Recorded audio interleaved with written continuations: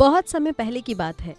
एक गांव में एक साधु संत की श्रद्धालु और दयालु महिला रहती थी।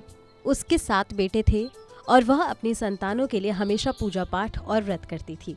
एक बार दिवाली से कुछ दिन पहले वह जंगल में मिट्टी लेने गई ताकि घर की लिपाई और सजावट कर सके। जंगल में मिट्टी खोदते समय गलती से उसकी खुरपी से एक शाही की मौत हो गई।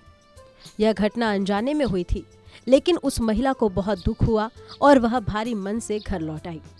कुछ समय बाद उसकी जिंदगी में अजीब घटनाएं घटने लगी। उसके 7 बेटे एक एक करके बीमार पड़ गए और फिर उनकी मृत्यु हो गई। महिला बहुत परेशान हो गई और उसे यह एहसास हुआ कि शायद यह शाही के बच्चे की मौत का परिणाम हो सकता है। वह समझ गई कि उसने अनजाने में जो गलती की थी उसी का दंड उसे भुगतना पड़ रहा है। अपने पापों का प्रायश्चित करने और अपने बेटों की जान बचाने के लिए उसने देवी अहोई की तपस्या करने का निश्चय किया। उसने अहोई माता की पूजा शुरू की और सच्चे मन से उनसे माफी मांगी।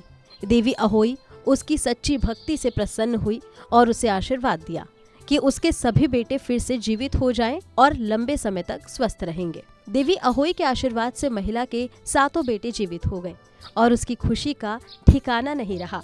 उस दिन से उसने संकल्प लिया कि वह हर साल अहोई अष्टमी का व्रत रखेगी और अहोई माता की पूजा करेगी। इस कथा से यह संदेश मिलता है कि सच्चे मन से की गई प्रार्थना और भक्ति का फल अवश्य मिलता है। किसी की नादानी से हुई गलती का प्रायश्चित करने का सही तरीका ये है कि उसे दिल से स्वीकारे और ईश्वर से क्षमा मांगे। अहोई अष्टमी का व्रत और पूजा माताओं के अपने बच्चों के प्रति समर्पण, प्यार और ममता का प्रतीक है।